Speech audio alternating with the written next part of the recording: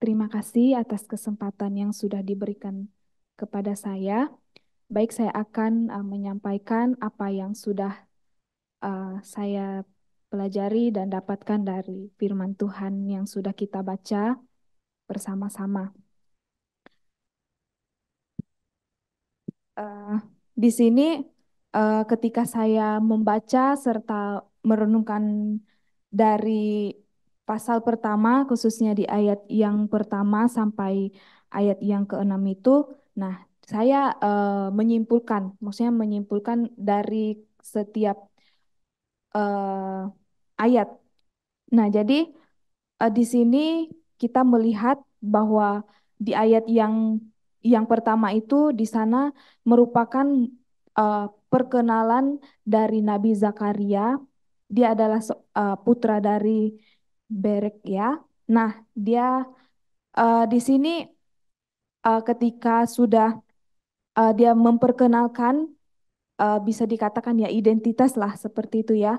Nah, di sini kita melihat bahwa dia yang menulis kitab, kemudian dia adalah keluarga dari Imam Ido. Nah, di sini kita melihat dari garis besar kitab kitab Zakaria ini tentunya sudah disampaikan di minggu sebelumnya bahwa ini membahas tentang penglihatan-penglihatan. Nah, kalau kita melihat di ayat eh, ayat yang pertama sampai yang keenam ini, di mana di sini merupakan suatu seruan untuk bangsa untuk bertobat, untuk kembali kepada Allah. Nah, tentu kita melihat di ayat yang keempat itu bahwa itu merupakan suatu eh, peringatan keras atau teguran keras oleh firman Allah eh, terhadap umatnya seperti itu supaya mereka jangan melakukan tindakan atau jangan melakukan hal yang sama seperti nenek moyang mereka yang sudah mereka lakukan seperti demikian. Tetapi ketika kita melihat ternyata eh, apa yang di apa yang disampaikan oleh firman itu, tetapi itu terus-menerus mereka lakukan. Artinya bertentangan dengan firman Tuhan itu tersebut. Nah, sehingga apa yang disampaikan, nah itu yang terus-menerus mereka lakukan. Artinya mereka eh, mengikuti apa yang menjadi keinginan daging mereka seperti itu. Sehingga dengan kerasnya bahwa eh, ada suatu peringatan yang disampaikan oleh firman Tuhan kepada umatnya. Nah, kemudian eh, kita mau melihat bahwa di sana firman Tuhan sangat menegaskan kepada umatnya di ayat seperti di ayat yang keempat tadi bahwa jangan seperti nenek moyang mereka gitu. Nah, jangan sampai mereka melakukan hal yang sama sehingga itu menjadi suatu pernyataan atau eh, peringatan yang diberikan. Nah, seperti itu. Kemudian eh, di ayat yang keempat ini kita juga mau melihat bahwa di antara nenek moyang yang mereka melakukan tindakan yang tidak sesuai dengan kebenaran firman Tuhan itu tentunya ketika kita lihat eh, bahwa kesempatan yang Tuhan berikan kepada mereka itu sebenarnya ada, tetapi mereka sia-siakan. Tetapi mereka lakukan sehingga mereka bertindak dengan sesuka hati mereka dan kesempatan itu akhirnya ya bisa dikatakan eh, hilang daripada mereka. Akibatnya ya mereka mengalami penderitaan, mengalami yang dikatakan pembuangan seperti itu. Sehingga Tuhan di sana eh, mengutus atau apa namanya memberikan bangsa-bangsa yang kuat yang lebih besar daripada umatnya ini tadi untuk mendidik eh, umatnya seperti itu. Kemudian kita mau melihat eh, dari ayat ini jika kita terus-menerus hidup di dalam dosa, maka eh, ketika kita terus menikmatinya, maka dosa itu akan semakin enak untuk dinikmati. Tetapi ketika kita menyadari, ketika kita eh, sudah tahu bahwa apa yang kita lakukan itu ternyata bertentangan dengan firman Tuhan, nah tentunya akan mengalami penyesalan, penyesalan yang sangat besar seperti itu. Kemudian di sini adanya ajakan untuk kembali kepada Tuhan, untuk sepenuhnya berharap dan berserah kepada Tuhan. Nah, itu yang bisa saya bagikan di ayat khususnya di perikop yang bagian pertama. Kemudian ini ada kaitannya eh, dengan perikop yang selanjutnya. Nah, di sini saya juga bisa membagikan bahwa di sini adanya penglihatan. Nah, penglihatan yang disampaikan atau dituliskan dalam Alkitab ini, nah ini berbicara bagaimana bagaimana Tuhan sangat tidak menyukai seperti itu, tidak senang kepada umatnya yang merasa dirinya lebih eh, lebih merasa aman atau merasa kuat tanpa pertolongan Tuhan. Nah, sehingga itu yang menjadi pembahasannya tentang murka Allah seperti itu. Sehingga di ayat yang ke-8 ini dia memberitahukan seperti itu, memberitahukan suatu penglihatan yang yang dia alami seperti itu oleh Zakaria ini. Nah, jadi eh, saya akan bacakan di bulan Februari tahun 519 sebelum Masehi. Nah, di sana dia memberikan penglihatannya kepada Zakaria. Nah, tentang penunggang kuda merah di antara pohon murad. Nah, di sini eh, menurut tafsiran yang mengatakan bahwa itu merupakan perwujudan dari Kristus itu sendiri. Nah, kemudian di sana juga ada membahas tentang sebagai malaikat Tuhan. Nah, di sini saya mendapatkan bahwa dia membahas ada dua bagian. Nah, pertama itu ada malaikat dan yang kedua ada malaikat Tuhan. Nah, kalau malaikat itu sendiri yang saya dapatkan bahwa dia adalah suatu pesuruh atau hamba dari surgawi. Jadi kita bisa melihat di Ibrani pasal yang pertama ayat yang ke-13 sampai yang ke-14. Jadi kita bisa melihat di sana. Kemudian berbicara tentang malaikat Tuhan bahwa dia sendiri yang memberitakan firman Tuhan itu sendiri. Nah, ini kalau saya bisa menyimpulkannya bahwa ini adalah uh, Yesus Kristus seperti itu ya. Uh, karena dia di dalam firman Tuhan dia menyebutkan dirinya di sana dengan uh, dengan apa namanya dengan tegas seperti itu. Kemudian tandanya juga bahwa dia adalah eh, biasanya kan kalau misalnya kita melihat di dalam penulisan Alkitab, nah ketika berbicara tentang penulisan Tuhan atau misalnya Tuhan yang lain atau misalnya bukan Tuhan, nah seperti itu kalau misalnya kita menggunakan huruf kapital, nah itu pastinya eh, bisa menyatakan bahwa itu sendiri eh, Allah atau Kristus seperti itu. Kemudian eh, kita bisa melihat atau bisa juga akan memastikannya bahwa malaikat Tuhan itu adalah Kristus di zaman Perjanjian Lama. Nah, kita bisa melihat di dalam Kejadian pasal 22 ayat yang ke-15 sampai yang ke-18. Nah, di mana di sana mengisahkan juga tentang Abraham. Jadi tentang imannya, imannya dan tentang firman Tuhan yang disampaikan oleh oleh Tuhan kepada Abraham sendiri. Kemudian di dalam Kejadian pasal pasal 31 ayat yang ke-11 sampai ayat yang ke-13 itu juga uh, malaikat Tuhan yang berbicara kepada Yakub. Nah, tentang malaikat Tuhan. Kemudian kita juga bisa melihat bahwa uh, tuntunannya itu besar atau terjadi gitu kepada setiap umatnya.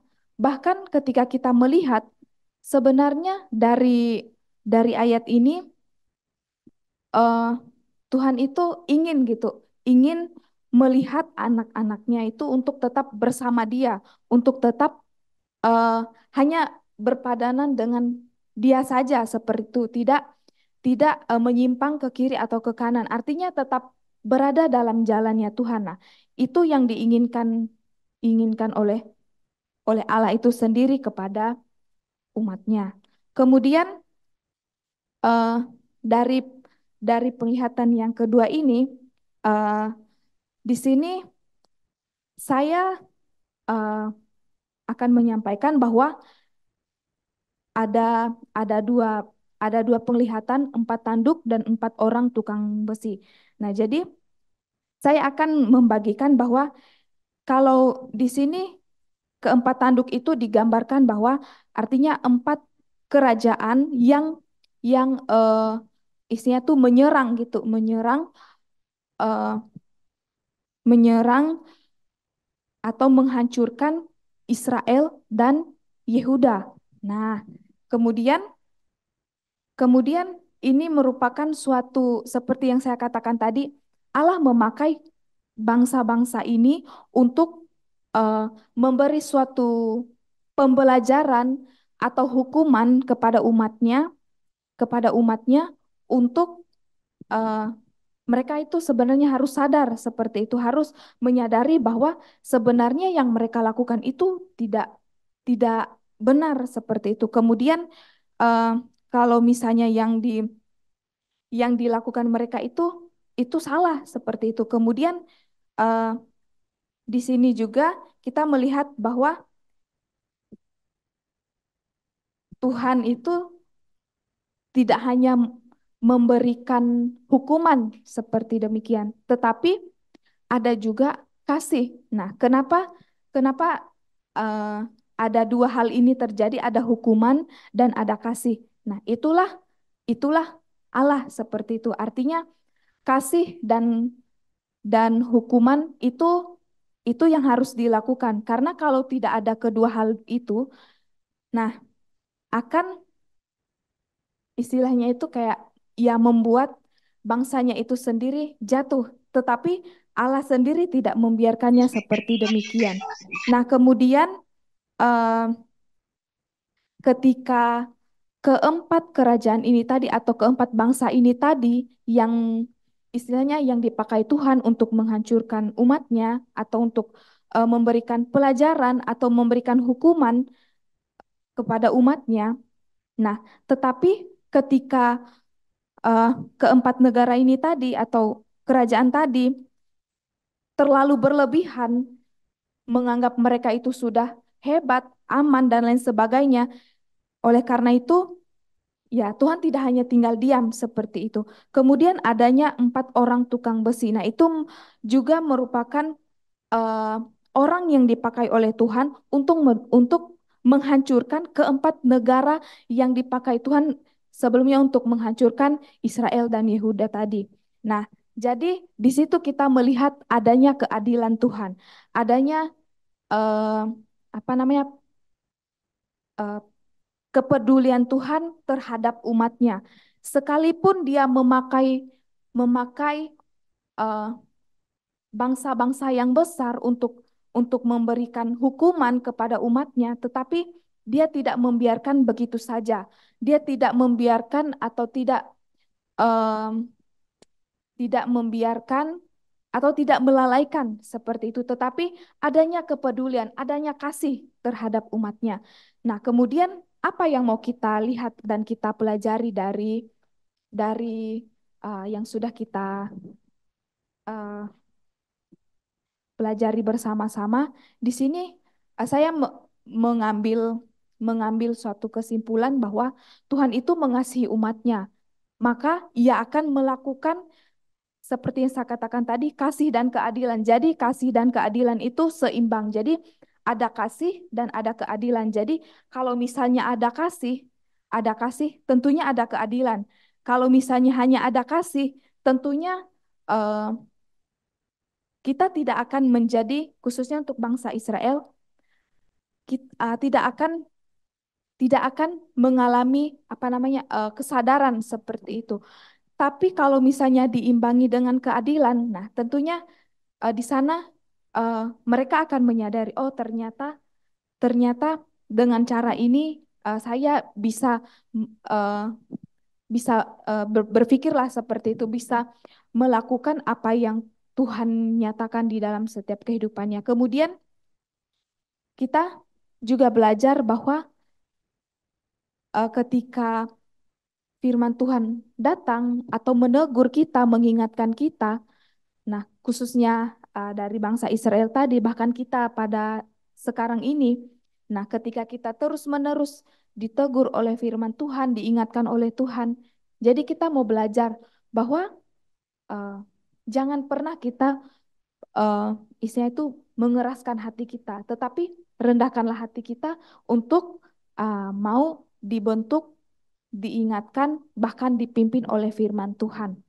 Kemudian kita juga mau belajar bahwa jangan pernah menolak untuk belajar bersama Tuhan. Nah, dengan cara ya contoh kecilnya ya kita melakukan persekutuan dan lain sebagainya. Nah, kemudian keadilan Allah itu tetap senantiasa kita alami, tetapi seringkali kita tidak menyadari, bahkan kita tidak sadar dengan segala keadilan, dengan segala kasih yang Tuhan berikan kepada kita. Nah, jadi kita mau belajar bahwa kasih dan keadilan Tuhan itu tetap terjadi dalam kehidupan setiap kita yang percaya kepadanya, dan ingat bahwa Tuhan mengasihi kita dengan cara yang tidak kita bisa sadari lah seperti itu. Tetapi mari kita bersama-sama kembali merenungkan, bahkan eh, mengambil waktu sejenak untuk kita memberi diri untuk memiliki hubungan atau relasi yang baik bersama Tuhan, sehingga apa yang kita pelajari, bahkan apa yang kita renungkan bersama Tuhan, ya kita bisa mengerti dan bisa memahaminya.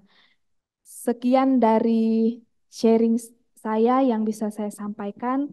Saya ucapkan terima kasih.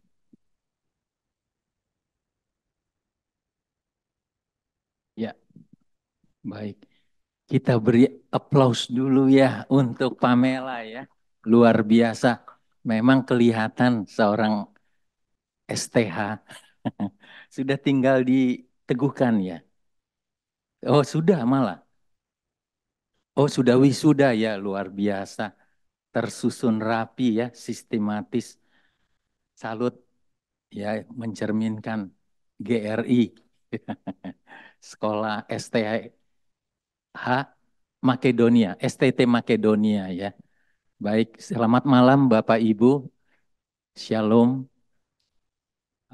Tapi saya pribadi juga saya ingin menyampaikan karena saya belum menyampaikan berbela-sungkawa kepada keluarga, yaitu Ibu terkasih dari Bapak Pendeta Galen dan juga Ibu Nevia, karena Ibu terkasih telah berpulang ke hadirat ke rumah Bapa di sorga. Jadi saya pribadi mengucapkan ya turut berduka, namun juga sekaligus bagi kita orang percaya bersuka cita karena paradoks ya, karena di dalam Tuhan. Baik Bapak Ibu, kita lanjutkan untuk PA kita pada malam hari ini. Saya juga agak terkejut karena George memberitahu saya bahwa saat ini masih di dalam Zakaria pasal 1 bahasannya. Ya, jadi yang lalu, PA 2 minggu lalu adalah hanya pengenalan ya dari Zakaria. Memang kitab Nabi Zakaria ini ya cukup uh, sulit juga ya. Memang kita harus hati-hati atau harus terus belajar untuk memahami ini. Tapi Pamela tadi, saudari Pamela sudah memberitahukan beberapa hal yang sangat penting. Saya kaget ya uh, dengan apa info yang tentang malaikat dan malaikat Tuhan, ya malaikat dan kalau dalam bahasa Ibrani-nya malak Yahweh lah sebut ya, itu adalah malaikat Tuhan. Kalau di dalam teologi Kristen Perjanjian Lama itu juga kita kenal dengan teofani, yaitu prainkarnasi menjadi daging ya, menjadi manusia. eh, Kristus sudah menampakkan kepada orang-orang yang memang harus dia pilih ya untuk dia bertemu. Disampaikan tadi dalam Kejadian 15, pasal 15 kepada Abraham, dan di dalam Kejadian pasal 31 kepada Yakub. Dan jangan lupa juga ketika uh, Malak Yahweh ini, Kristus ini sendiri juga menjumpai, yaitu walaupun Abraham, kita kadang berpikir ya Abraham disuruh Tuhan untuk mengusir Hagar dan Ismail ya. Namun di padang gurun ternyata Kristus juga menjumpai Hagar ya. Maka Hagar menamai Kristus itu El Roy begitu ya. Itu adalah Malak Yahweh juga yaitu Kristus itu sendiri. Ya, Bapak Ibu kemudian juga yang menarik ya ini saya paparkan sedikit. Pamela sempat berkata tentang 4 tanduk. Disampaikan bahwa itu 4 kerajaan yang ada pada masa uh, awal ya. Supaya kita tahu sebagai satu pengetahuan bahwa di dalam kerajaan yang pernah hadir di dalam dunia ini yang menjadi penguasa itu ada 4 disebutkan di sini. Mungkin ya, mungkin Bapak Ibu ada boleh tambahkan. Tapi kalau menurut saya tafsirannya adalah yang pertama adalah kerajaan Asyur. Ya, dia yang pertama yang menguasai dunia. Ya, kemudian Asyur dikalahkan oleh Babel, Babilonia. Ya, kemudian Babilonia dikalahkan oleh Media Persia yang ketiga. Ya, akhirnya lebih kuat Persia. Nah, kemudian Mesir, Mesir. Nah, setelah Mesir baru Media Persia. Begitu. Jadi 4 kerajaan itu. Nah, untuk yang kelima setelah setelah Persia adalah Yunani. Nah, setelah Yunani adalah Romawi. Itulah kerajaan besar yang pernah menguasai dunia. Nah, di sini di dalam kitab Nabi Zakaria ini memang jujur ada 2 tema besar ya yang memang disampaikan oleh Nabi Zakaria ini, Nabi Zakaria dalam 2 tema besar, 2 bagian. Jadi kitab Zakaria ini ditulis sekitar 520 sampai 470 sebelum Masehi.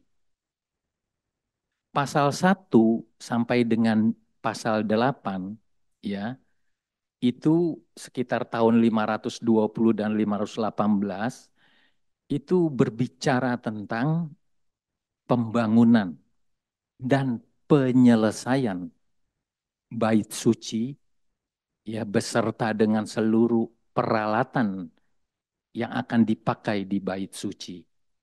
itu berbicara tentang pembangunan, penyelesaian, dan pengadaan peralatan bait suci. Nah, Zakaria ini Bapak Ibu sejaman dengan saya juga berpikir bisa ya Tuhan mempersiapkan tiga serangkai ini di dalam uh, Alkitab yang kita bisa baca karena Zakaria ini adalah nabi ke-11 dari 12 Ya, uh, yang ada di artinya di apa kitab-kitab nabi kecil begitu ya. Yang terakhir adalah Maleaki. Rupanya Zakaria ini sejaman dengan Hagai ya dan juga Maleaki. Ya, ia melayani imam, dia sebagai imam dan nabi. Jadi ada dua jabatan yang dipegang oleh Zakaria ya. Selain imam dia selain nabi dia juga imam. Kalau kita bisa lihat dengan uh, sejaman dengan Hagai itu di dalam Ezra pasal 5 ayat 1 ya. Karena Zakaria ini keturunan imam. Nah, kenapa dia imam? Karena dia bisa mengambil atau memungut persembahan dari umat gitu. Jadi Zakaria ini juga memungut persembahan dari umat untuk penyelesaian pembangunan dan juga pengadaan alat-alat yang ada di dalam bait suci atau bait Allah. Jadi uh, dua hal ini dijabat ya. Kita tahu juga Daud. Daud juga seorang raja dan juga seorang nabi. Jadi Daud, jadi ada tiga jabatan yang diurapi. Ya, artinya dalam uh, disebut Mesias. Mesias adalah yang diurapi. Jadi ada tiga jabatan, raja, nabi, dan imam. Begitu. Tapi ini Mesias, kita kan tahu juga, Kores juga, dia diurapi Tuhan. Ya, dia sebagai Mesias. Namun, mereka semua itu bukan kalau di perjanjian baru dalam bahasa Yunani Ho Christos ya kalau di bahasa Ibrani Hamasia tiga jabatan tiga di dipegang oleh satu orang dan untuk Hamasia atau Ho Christos itu atau Kristus itu tidak boleh hilang. Artinya orang itu tidak boleh mati selama-lamanya. Dan itu hanya pada satu pribadi, yaitu firman Allah yang menjadi manusia yang kita kenal dengan Yesus Kristus. Dialah Hamasia, dialah Ho Kristus, dialah yang diurapi. Demikian Bapak Ibu sekilas untuk uh, pengenalan atau uh, sebagai bahan kita nanti untuk kita berdiskusi untuk kiranya ini menjadi satu pengetahuan supaya di dalam kita mendalami ini ada satu gambaran yang jelas ya. Waktu dan tempat uh, telah tersedia. Silakan Bapak Ibu yang ingin menyampaikan sesuatu ataupun tanggapan ataupun pertanyaan. Silakan.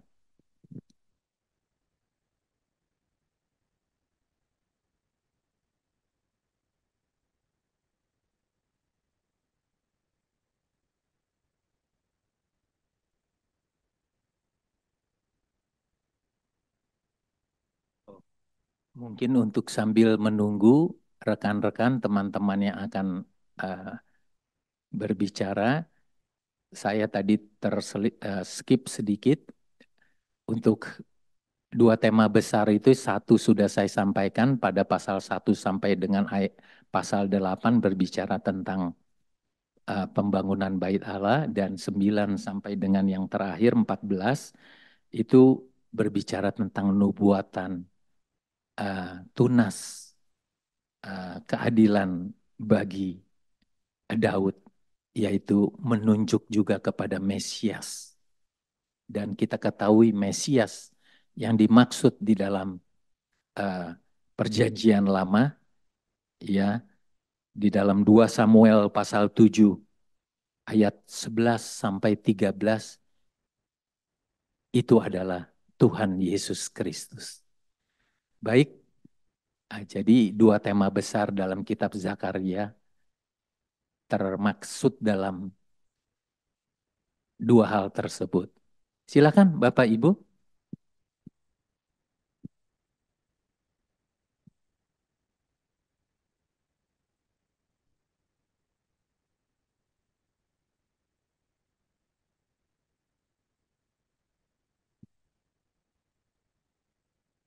Sepertinya karunia penunjukan juga ya. Wah, saya melihat di layar dari sini jelas. Mungkin ada yang mau berbicara?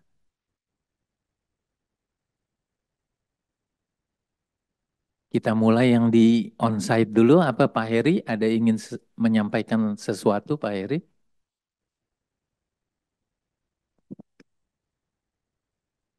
Terima kasih Pak Saud.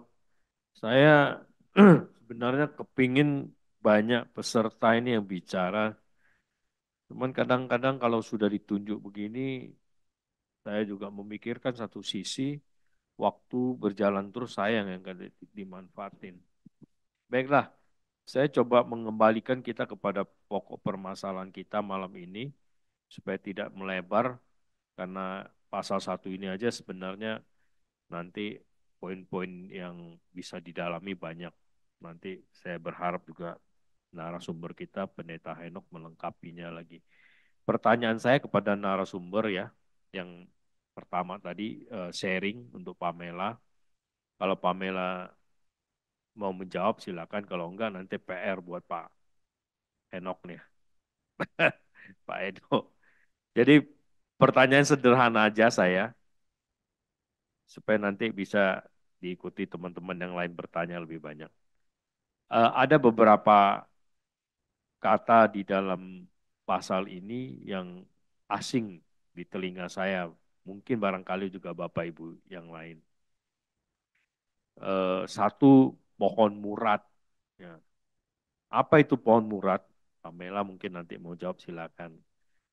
Kemudian itu satu, yang gampang-gampang aja, tapi suka luput kita. Yang kedua, ada kuda merah, ada kuda merah jambu, ada kuda putih. Kalau kuda putih kita sering lihat, kalau kuda merah, merah jambu, belum pernah nih saya lihat. Nah, pertanyaan saya adalah, benarkah ini nyata kudanya merah, penglihatan Zakaria itu ada sebuah kiasan saja? Itu ya yang saya mau tanyakan, yang mungkin jarang kita dengar tadi ya, jarang kita lihat. Itu aja dulu, dua, Pak Saud. Terima kasih. Baik, Pak Heri. Memang kalau kita tarik lagi ke perjanjian lama nanti, tentang nubuatan Zakaria ini sudah ada yang digenapi dan ada yang belum digenapi ya. Tapi menyambung ke Wahyu, kalau kita lihat kitab Wahyu juga, nanti ada juga kuda, kuda yang penunggang kuda ya, kuda yang. Tapi kita nggak bahas itu satu eskatologi ya, penafsiran dari akhir zaman. Kita nggak ke situ terlalu. Tapi mungkin kalau ada yang mau menjawab tentang arti pohon murad, udah yang berwarna berbeda-beda di sini, boleh silakan.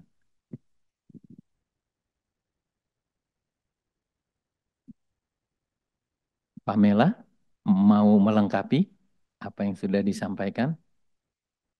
Oh, belum ya, cukup ya. Ya mungkin Bapak Ibu untuk hal lain boleh disampaikan, silakan.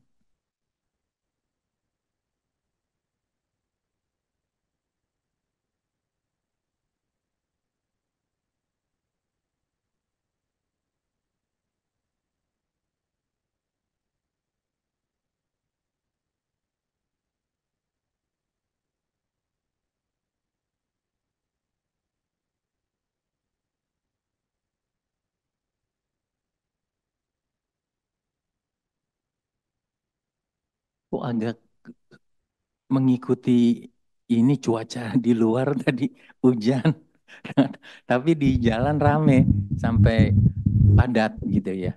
Ah, silakan, Ibu Dokter Lumo nggak? Oke. Kelihatannya sudah siap-siap bicara. Silakan dokter.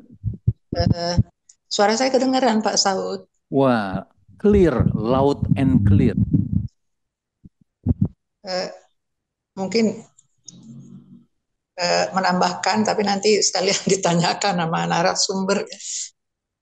Kalau di buku yang saya baca, agak nggak biasa kalau dia permulaan dari kitab Sakaria ini, nama nabinya itu disambung dengan bin Berekia bin Ido. Biasanya hanya nama nabi aja. Jadi kelihatannya mungkin ada kepentingannya. Dan di satu buku saya baca, Sakaria kan artinya Tuhan mengingat ya. Berekia itu Tuhan memberkati kalau nggak salah. Dan Ido artinya pada waktunya. Jadi isi inti daripada kitab Zakaria ini adalah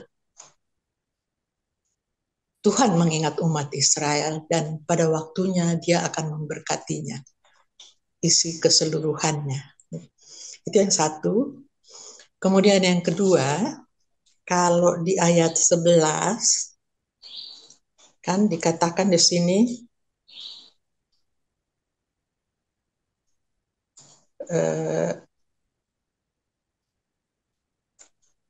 utusan-utusan yang naik kuda itu loh. Kami telah menjelajahi bumi dan sesungguhnya seluruh bumi itu tenang-tenang saja dan aman. Sebetulnya yang maksudnya tenang-tenang saja dan aman ini bukanlah bangsa Israel, tapi bangsa penjajah mereka. Makanya disambung dengan pernyataan ucapan malaikat, Tuhan, berapa lama lagi sih kau murkai bangsa ini yang sudah kau murkai selama 70 tahun? Berapa lama lagi kau akan kembali? Hatimu akan kembali pada mereka. Gitu. Jadi di sini yang aman dan damai itu, yang hidupnya makmur, sukacita itu adalah bangsa penjajah. Sedangkan bangsa Israel sendiri yang ada di bawah kekuasaan penjajah itu sakit. Walaupun mereka memang sudah boleh pulang, tapi hidup mereka nggak baik-baik aja. Hidup mereka susah. Rumah pun mungkin nggak punya. Bait Allah mereka juga hancur berantakan. Jadi hati mereka itu udah pasti sangat hancur. Dan orang yang mengalami kesulitan yang sangat-sangat besar, yang bertubi-tubi, bayangkan 70 tahun mereka mengalami penderitaan, tidak dianggap oleh bangsa-bangsa lain, dihina, dan sebagainya. Itu perasaan di mana sih Allah itu pasti ada. Itulah yang dialami oleh bangsa Israel pada saat itu. Jadi Nabi Nabi Hagai, Nabi Zakaria sebetulnya adalah ingin membangkitkan semangat mereka. Disitulah khotbah ini, nubuatan ini, maka dikatakan berapa lama lagi. Tapi kemudian di penglihatan selanjutnya, di perikop yang selanjutnya akan dikatakan ada tukang besi yang akan menghancurkan tanduk-tanduk tersebut. Bahwa Tuhan itu nggak lupa. Tuhan itu ingat penderitaan umatnya. Dan pada waktunya dia akan bertindak. Barangkali ini yang bisa kalau garis rangkuman inti yang bisa saya ambil dari pasal 1 ini. Demikian aja Pak. Baik, Dokter Lumongga, terima kasih. Di sini saya ya berkeinginan, tapi lihat waktu ya, untuk menanggapi apa yang Dokter Lumongga sampaikan. Lebih baik memang Bapak Ibu ada yang mau mau menambahkan atau mau menyampaikan sesuatu, tanggapan atau pertanyaan. Silakan. Ada ini juga mungkin iya ya, Susi ya. Susi apakah hadir Susi? Ada 2. Hadir Pak. Silakan Susi. Belum ada nih, belum Pak. Oh, Menyimak belum ada. Iya. Tapi menyusul ya, coming soon ya. Jadi udah mau lengkap lah ya pernyataannya ya. Iya. Oh, Pak Oscar juga nih. Rupanya belajar STT juga nih. Lulus apa sudah lulus atau belum?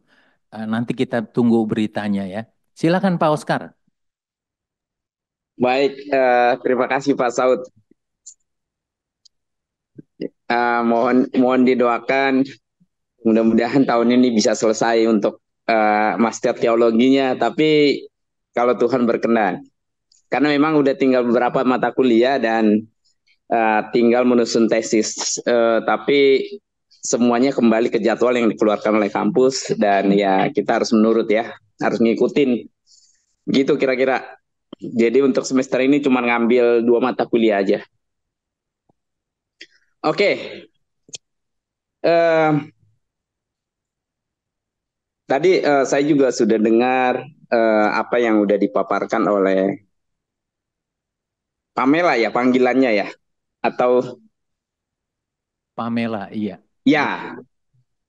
Jadi saya cuman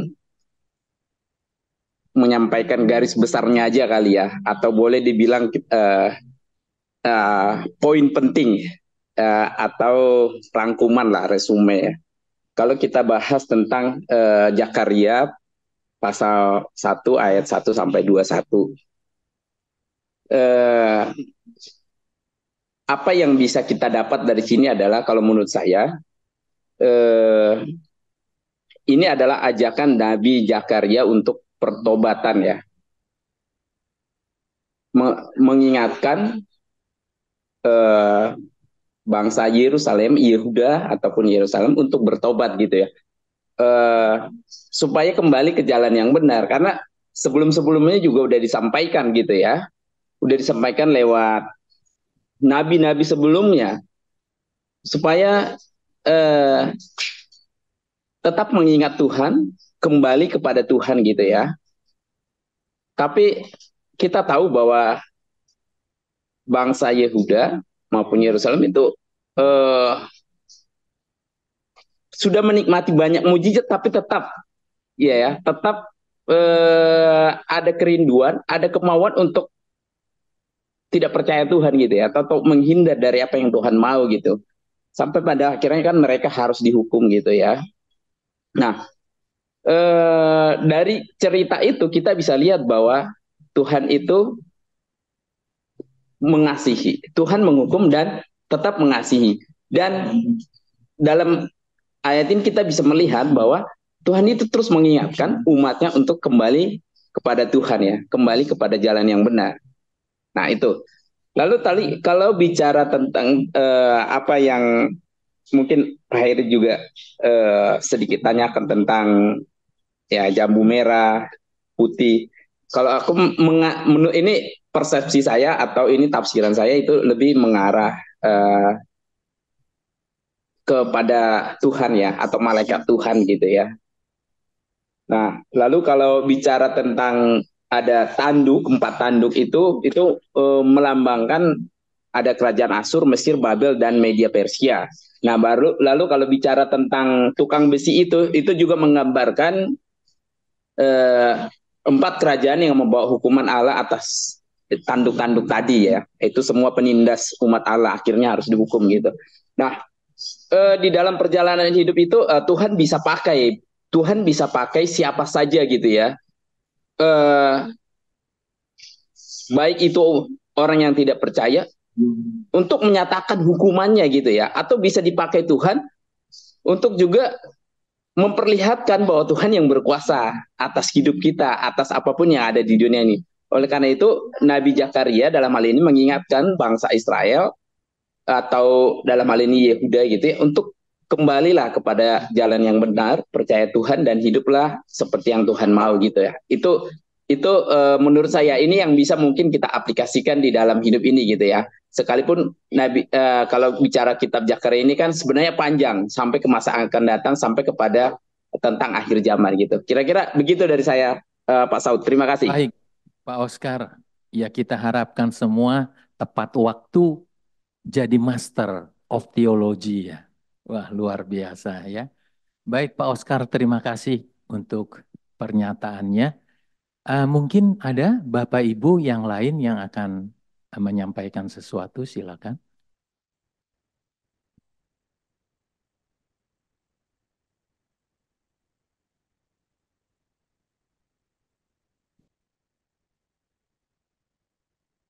Tambah Pak Saud, Silakan Pak Heri. tambah pertanyaan singkat juga. Jangan lupa Pak Pendeta Edo jelasin juga itu ada tali pengukur gitu nanti. Istilah-istilah ini. Karena Pak Pendeta kita ini pakar perjanjian lama, Bapak Ibu. Jadi harus banyak digali dari beliau ini. Kalau enggak, sia-sia kita datangkan jauh-jauh. Ya, Pak Edo itu tambahannya. Kemudian sekali lagi Bapak Ibu jangan terlalu jauh melebar. Mari kita gali pasal 1 ini dulu ya. Zakaria ini penuh dengan muatan. Kalau kita lompat-lompat, sayang kita nggak dapat yang dalam-dalam nih. Eh, Apa pelajaran dan apa yang bisa kita aplikasikan. Terima kasih. Baik Pak Heri, iya seperti tadi juga saya sampaikan, nubuatan Nabi Zakaria ini memang bersambung juga kalau kita lihat di kitab Wahyu. Dan tentang tali pengukur juga memang terdapat di kitab Wahyu. Nanti mungkin Bapak Pendeta Edo yang akan menyampaikan, silakan. Baik, adakah yang lain?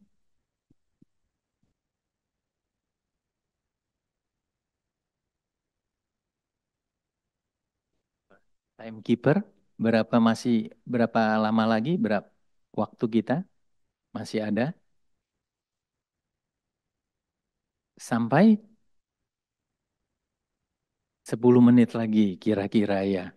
Ayo, Bapak Ibu masih ada waktu 10 menit, panjang loh itu. Bisa ada sesuatu yang valuable ya, yang bernilai bisa disampaikan.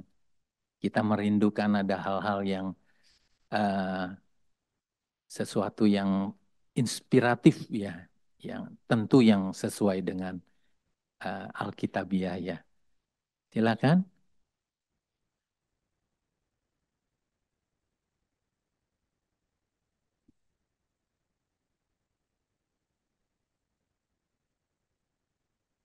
Ada saya lihat ada Esther, ada Susi. Jangan-jangan Susi udah melengkapi nih, udah selesai.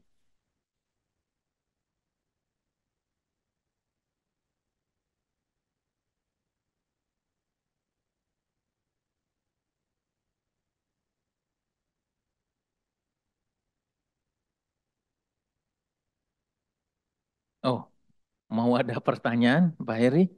Silakan coba Pak Heri. Ya.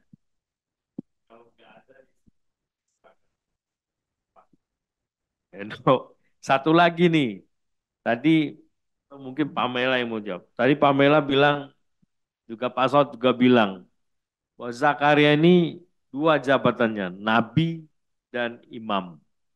Yang Nabi jelas di ayat 1 pasal 1 disebut dia Nabi Zakaria, ya kan? Terus bin Berekia bin Ido. Nah, tadi Pamela udah bilang, Ido itu imam, dia keluarga dari turunan dari imam Ido. Referensinya mana? Bisa ditunjukkan nggak? Terima kasih. Tuh, ke Pamela. Silakan Pamela. Harus ada literasinya ya, begitu ya.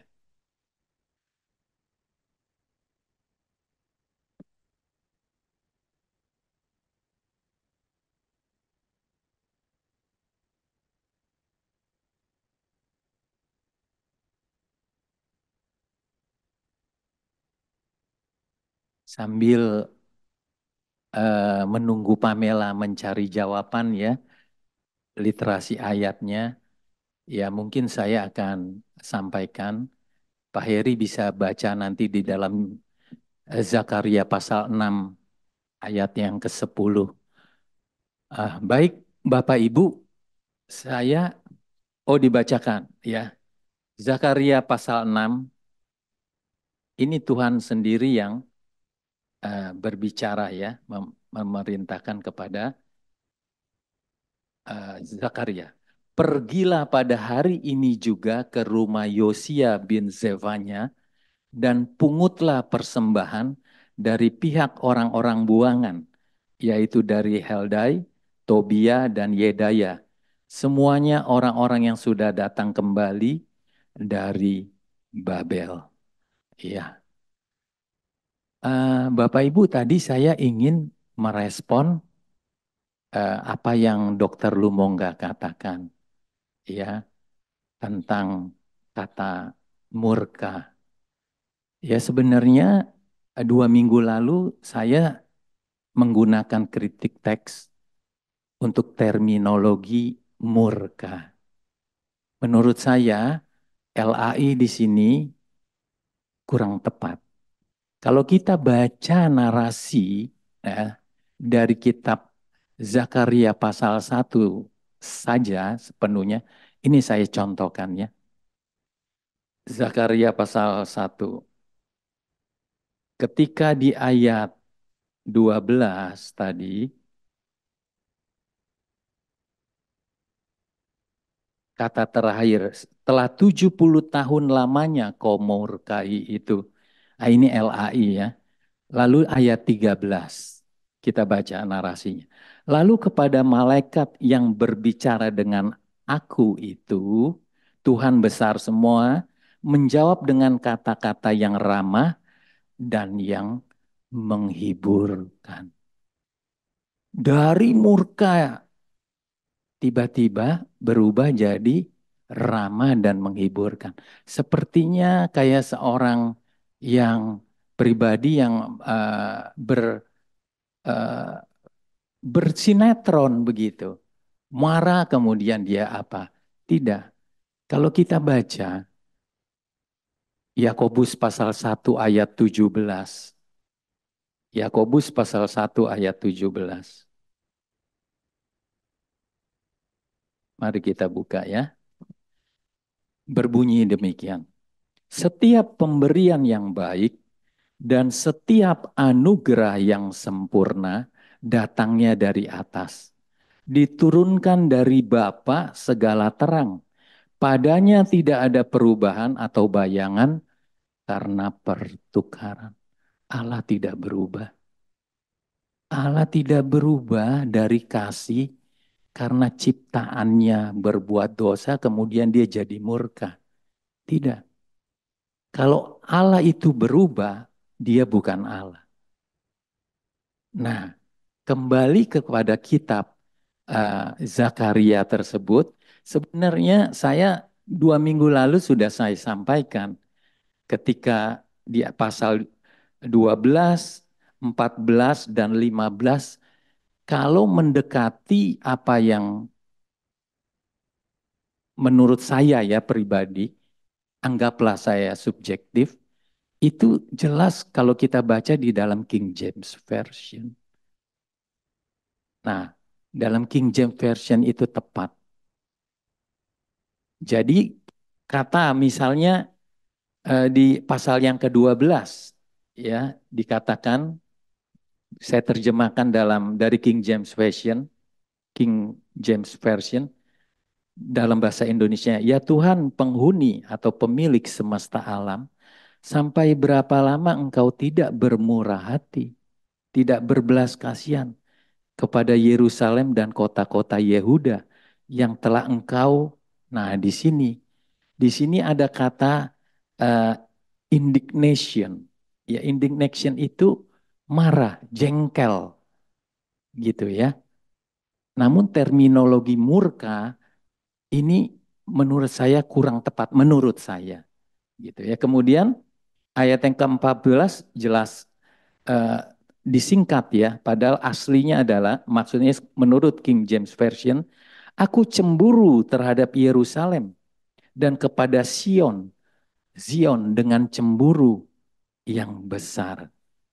Nah, ayat yang ke-15, ini yang Dokter Lumongga juga singgung adalah ketika orang tenang dan nyaman, tapi Tuhan marah, Tuhan nggak seneng.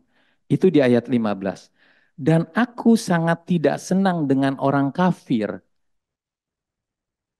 yang merasa nyaman dalam keadaan yang mereka tidak menyembah Allah, mereka melupakan Allah, mereka hidupnya sembarangan. Yang Tuhan bilang, kamu harus bertobat, kamu harus kembali kepada saya akan kembali kepada kamu. Ah, itu orang-orang yang orang Israel, ya. Namun orang yang kafir juga disebut di situ, diterjemahkan, karena memang kadang kita percaya kepada Tuhan tapi tidak melakukan apa yang kita percayai itu dalam perbuatan kita. Itulah yang dimarahi Tuhan. Karena ada di situ ada kata displace dan kata affliction. Nah, itu bukan murka. Nah, jadi di sini maaf, ya kita boleh berbeda pendapat. Saya tertarik dengan apa yang Pamela katakan. Kasih dan keadilan. Itu yang tepat. Pak Saud, sedikit Pak Saud. Silakan, Pak Oscar. Saya bantu jawab sedikit ya Pak Heri. Tadi Pak Heri tanya apa dasarnya atau referensinya mungkin lah. Tadi dikatakan yang saya tangkap ya Pak Heri bahwa Zakaria ini adalah imam dan nabi. Kan gitu ya Pak Heri ya. Nah, itu bisa kita baca di Lukas 1 ayat 5 Pak Heri. Saya bacain ya. Pada zaman Herodes, Raja Yudea adalah seorang imam yang bernama Zakaria dari rombongan Abia. Nah, mungkin itu sudah menjawab ya, bahwa dia emang seorang imam. Nah, kalau kita bicara nabi, nah ini kan kita percaya bahwa Zakaria ini adalah nabi kecil kan. Nah, yang disebut nabi berarti dia menyampaikan sesuatu yang belum terjadi atau menyampaikan nubuat. Nah, menurut saya itu sudah cukup menjawab, nanti Pak Edo yang akan menjelaskan secara terang-benderang. Kira-kira begitu. Terima kasih. Kalau nabi sudah ada di pasal 1 ayat 1. Di situ disebut dia sebagai nabi. Saya sampaikan itu supaya kita sama-sama belajar. Tadi pasal udah jawab di pasal 6, ya kan? Supaya kita tuh kalau ngomong sesuatu ada dasarnya. Ya kan Pamela? Itu aja sebenarnya. Jadi sudah jelas ada literasinya dicantumkan. Karena saya selalu belajar PA ya begitu. Kalau saya menafsirkan sesuatu atau saya kutip tafsiran orang, saya mesti jelaskan dari mana supaya orang paham oh itu betul adanya. Itu aja Pak Oscar. Terima kasih udah lengkapi dengan Lukas tadi. Silakan Pak moderator lanjutkan. Oh, Pamela udah siap nih, silakan.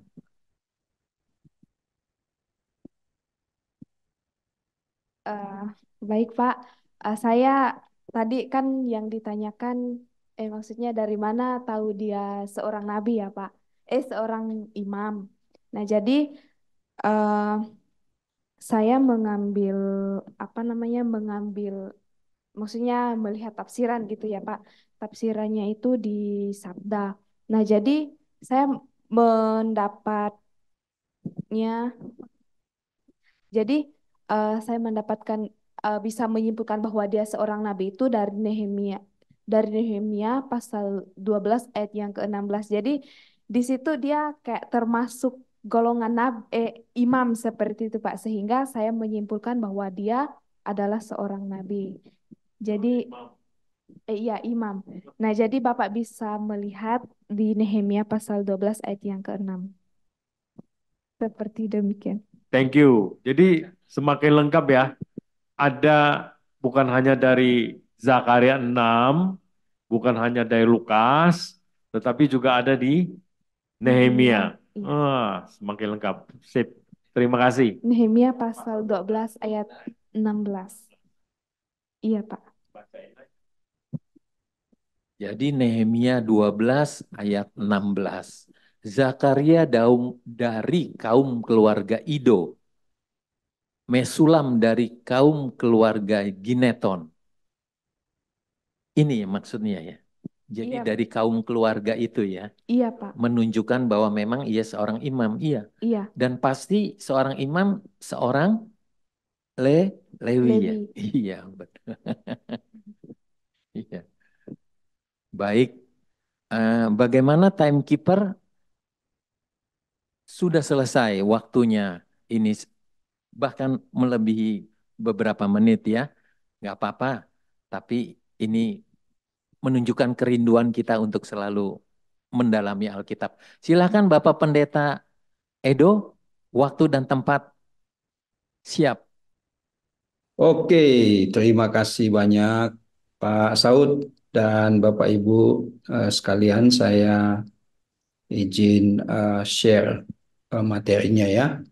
Nanti saya cukup cepat. Kalau ada yang membutuhkan materinya, eh, bisa saya kasih lewat sekretariat. Nanti bisa digunakan juga.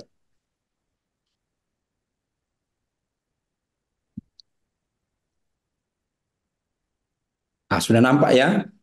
Nah, Bapak Ibu kita lihat di sini topik kita memang cukup panjang, 21 ayat dibagi ke dalam 3 bagian ya.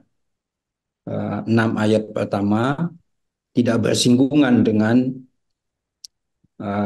apa? Dengan penglihatannya, 2 penglihatan.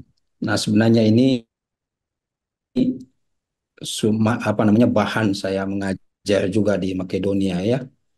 Dan sebagaimana Hagai biasanya juga saya gunakan sebagai bagian untuk bahan ajar. Nah, kita lihat di sini bagian pertama dulu ya. Saya ingin cepat sambil nanti menjawab beberapa pertanyaan dan juga memberikan beberapa masukan ya terkait dengan diskusi kita. Nah, bagian pertama 6 ayat ini kita bisa lihat strukturnya seperti ini. Ayat 1 itu secara teknis ya Bapak Ibu biasanya disebut dengan pengantar atau superskripsi ya, catatan-catatan pengantar. Kemudian ayat 2 dan 6 itu memang di dalam ayat 1 itu ada formula atau rumusan profetik ya, rumusan kenabian ya. Kemudian isi dari sabda Tuhan atau perkataan Tuhan itu dalam ayat 2 dan 6. Kemudian kita lihat nanti di dalam ayat 7 mulai berbeda. Ayat 18 juga berbeda. Tapi kita urut dulu ya, kita urut ke begini. Nah, konteks di sini Bapak Ibu bisa lihat ya, sebenarnya terjadi pada bulan ke-8. Kita sudah singgung ya yang dari tadi tahun kedua.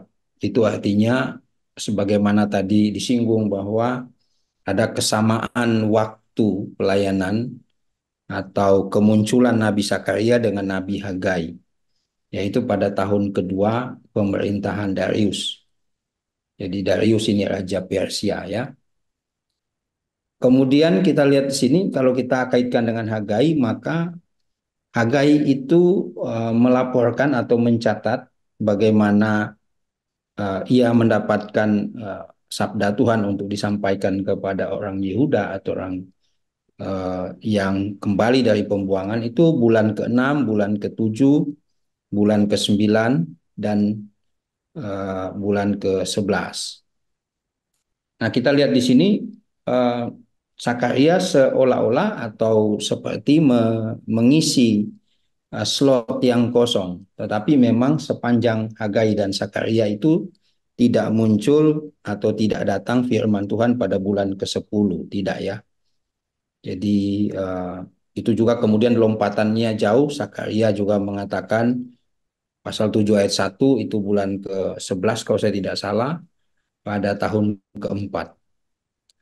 Jadi sebenarnya ini mencatat tentang peristiwa historis ya. Kalau kita lihat ya, ada data tentang sejarah, tidak usah diragukan lagi kesejarahan, pencatatan kesejarahan kitab suci kita ya. Artinya akurasinya ada ya. Kemudian kita melihat bagian berikut, saya kira ini sebagai bahan pembelajaran saja ya. Yang ini saya coba daftarkan di sini. Hagai, Hagai, Zakaria, Hagai, Zakaria, Zakaria ya. Nah, kalau kita runut ini, maka dia akan menjadi tahun kedua, tahun ketiga, tahun keempat. Tidak ada tahun ketiga ini. Jadi artinya tahun ketiga itu tidak ada firman Tuhan yang disampaikan Tuhan baik kepada Hagai maupun kepada Zakaria. Nah, kalender Yahudi tentu kita sudah tahu. Saya kira ini perlu juga pernah saya singgung juga di dalam PA Hagai yang lalu ya. Soal lunar dan lunisolar sudah disinggung Pak Saud juga. Nah, kemudian penghitungannya ada, kalau kita lihat penghitungan yang ada di Zakaria itu sepertinya penghitungan tahun eklesiastikal ya. Kalau tahun sipil itu sebenarnya bicara pada awal Israel itu keluar dari tanah Mesir. Oke, kita cepat ya. Nah, ini catatan tambahan nama-nama kira-kira begitu ya, nama-nama bulan ya. Di samping ini ada bulan keberapa, ini bulan 1 urutan ke bawah ya, dengan kalender gerejawinya.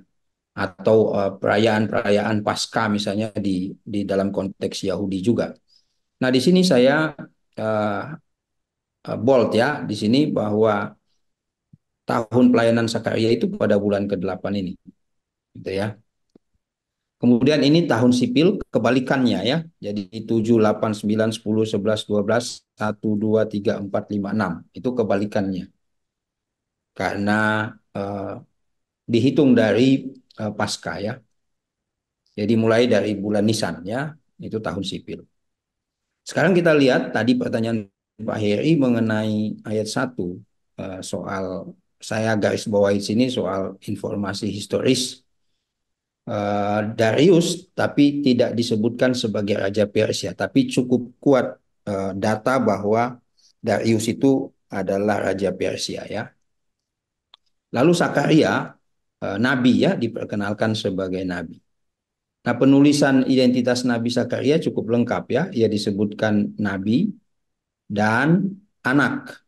Anak itu dalam bahasa Ibrani ben, tapi dalam bahasa Arab itu bin.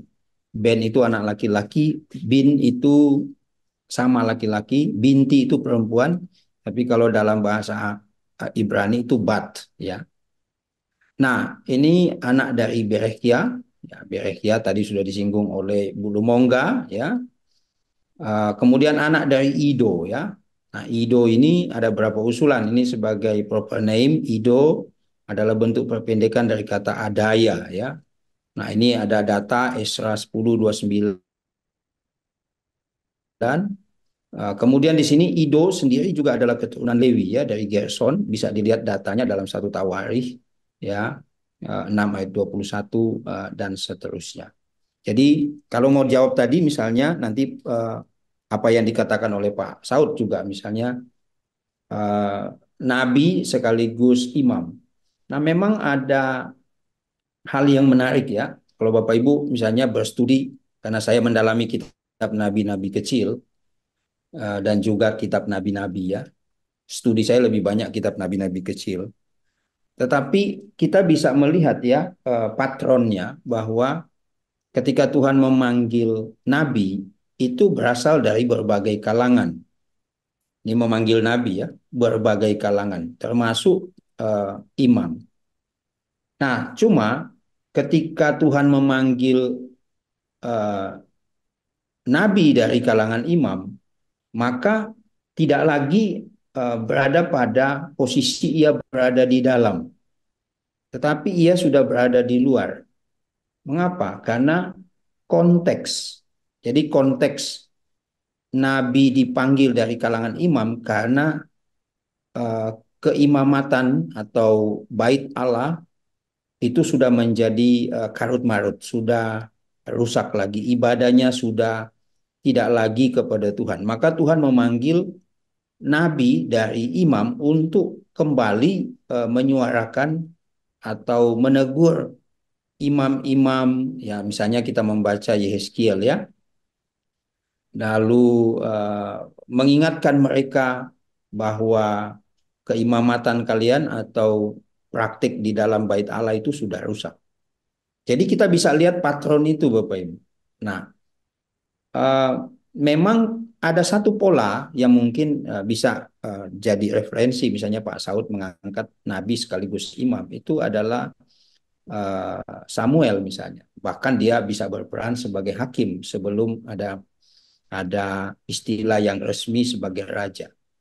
Jadi Samuel itu bisa juga memerankan tiga fungsi itu. Namun belakangan makin ke sini itu makin terpisah. Raja, imam tetap imam, tetapi Tuhan bisa memanggil Tuhan bisa memanggil nabi dari kalangan imam. Tetapi nabi tidak bisa menjadi imam kecuali dari keturunan Lewi. Dan nabi itu tidak turun-temurun. Imam itu turun-temurun. Termasuk raja itu turun-temurun. Itu yang disebut dengan uh, apa kalau kita lihat ya lembaga, institusi kerajaan dan institusi keimamatan. Nah, jadi di dalam studi yang saya geluti, saya uh, menarik kesimpulan bahwa nabi yang dari kalangan imam itu adalah nabi yang memang kemudian diutus untuk berkaitan dengan isu bait Allah. Ya, isu bait Allah. Nah, termasuk misalnya di sini Sakaria. Sakaria salah satunya. Kalau kita lihat Hagai memang tidak ada identitas yang jelas yang disebutkan seperti Sakaria ini. Oke. Kemudian ayat 2 kita lihat ya, tadi ada kata sangat murka ya, perbedaan terjemahan sebenarnya ya. Biasanya menggunakan terjemahan atau kata itu bisa terjemahan itu sendiri juga 90% adalah tafsiran ya. Nah, kata murka memang ada beberapa kata dalam bahasa Ibrani ya, selain kata tadi disinggung itu di dalam ayat 12, tetapi juga ada kata af ya. Tetapi murka itu sendiri sebenarnya dalam bahasa saya itu bahasa keadilan Allah ya. Jadi kita seringkali menghindar dari kata murka itu, artinya sangat konotatif atau punya konotasi yang tidak baik misalnya. Kok Allah bisa benci, bisa marah, bisa jadi pendendam misalnya kalau membaca kitab Nahum ya. Tapi sebenarnya kita tidak bisa melepaskan Allah yang eh, adalah Allah yang memiliki sifat tetapi juga natur ya. Bagaimana kemudian Tuhan itu menyatakan dirinya sebagai Allah yang tidak dapat menoleransi dosa. Maka muncullah keadilannya. Dia menghukum dosa. Nah, kata murka itu sebenarnya berkaitan dengan pelanggaran ya. Nah, di dalam bagian ini ada kata katsaf ya, dari kata benda katsef dan kata benda katsef. Jadi di dalam ayat 2 ini ada dua katsaf, katsef. Sebenarnya itu menekankan kata sangat tadi. Ya, Tuhan sangat geram ya. Di dalam referensi lain itu ya, menekankan betapa kegeraman Tuhan terhadap pelanggaran dan dosa itu sudah bisa, kalau kita orang sudah bisa berkata bahwa ini sudah diubun-ubun begitu ya. Sasaran murka Tuhan adalah nenek moyang atau ya nenek moyang Yehuda, Israel yang direpresentasikan dengan akhiran kata ganti kalian atau nenek moyang kalian. Masih ayat 2 di sini disebutkan mengapa Tuhan sangat murka ya. Ini ada di dalam ayat yang ketiga dan 6. Murka Tuhan atas umat yang memberontak sebenarnya ya atau tidak setia. Jadi keadilan Tuhan itu bisa berupa penghukuman dia, termasuk mereka dibuang ke dalam pembuangan 10 suku, ya. Ada yang bilang 9 suku, ada yang bilang 10 suku dibuang ke utara itu dibuang atau ditaklukkan oleh Asyur, ya tahun 722 sebelum Masehi. Kemudian 2 suku atau 3 suku, ada yang bilang 3 suku itu juga menerima hukuman Tuhan dalam tanda petik murka Tuhan kemudian dibuang ke Babel. Karena apa? Karena ketidaksetiaan. Karena kalau kita lihat grafiknya, ketidaksetiaan Israel itu semakin menukik ya, sampai pada zaman Sedekia. Jadi ibarat pesawat moncongnya udah ke bawah, udah nggak nggak bisa ngangkat lagi ke atas. Nah, ayat 3 saya kira ini penting ya. Saya melihat di sini kembalilah kepadaku dan aku pun akan kembali kepadamu. Dalam bahasa Ibrani ini kembalilah itu sebenarnya sama juga dengan kadarnya itu sama dengan kata janji ya, janji aku pun akan kembali kepadamu. Nah, saya mencoba melihat ayat 3 ini dalam satu uh, ungkapan begini. Perintah dan janji Tuhan itu dua-duanya otoritatif. Ketika Tuhan menyuruh kembalilah, itu dimulai dengan Tuhan berfirman ya. Tapi ketika Tuhan juga berjanji, Tuhan menutupnya dengan demikianlah firman Tuhan. Jadi baik perintah kembali dari kehidupan yang lama, dari ketidaksetiaan. Karena itulah berita penting yang disampaikan oleh Nabi, tidak ada lain.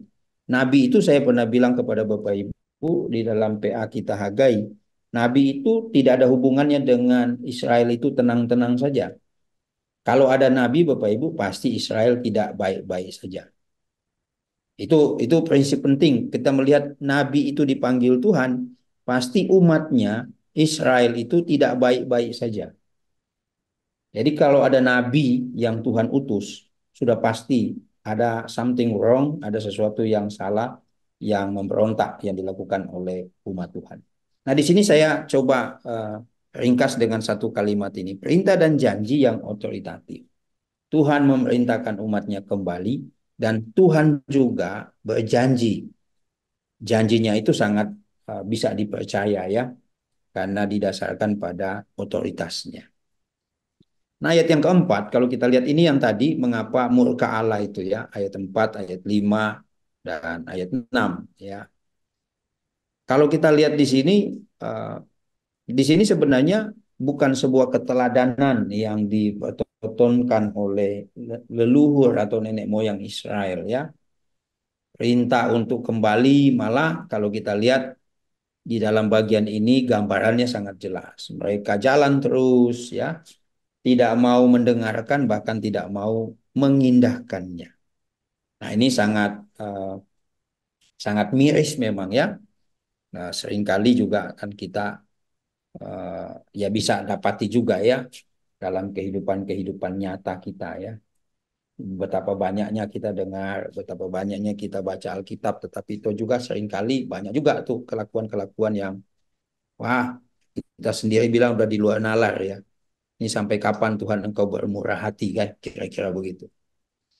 Jadi ini kalau kita lihat di dalam ayat 4 ini, Tuhan membuka topeng atau gambaran leluhur mereka itu bukan meninggalkan legacy atau keteladanan atau perangai yang baik ya kepada generasi berikutnya. Tuhan membuka seterang-terangnya ya betapa mereka memberontak. Inilah sebenarnya kita juga lihat ayat 5, ya generasi dan pelayanan akan berlalu. Generasi itu akan berlalu, pelayanan juga akan berlalu, berganti. Generasi berganti, pelayanan berganti. Di manakah nenek moyangmu? Generasimu di mana nenek moyang? Di mana para nabi? Para nabi sudah berganti. Mereka semua pada konteks zaman mereka tidak ada lagi. Tapi satu hal, kemudian Tuhan katakan, firman dan ketetapanku tidak berubah. Ya, ini yang menjadi pegangan kemudian nanti menjadi semacam cantolan untuk melihat bagian-bagian berikut ya. Firman davar dalam bahasa Ibrani, ketetapan hok ya yang diperintahkan melalui hamba-hambanya, melalui nabi-nabi ya. Itu sudah sampai kepada mereka. Nah, kalau dalam LHITB 2 itu firman itu sudah disampaikan oleh nabi, bukankah ya mereka sudah mendengarkannya dan punya dampak ya. Jadi mereka bertobat kembali kepada Tuhan.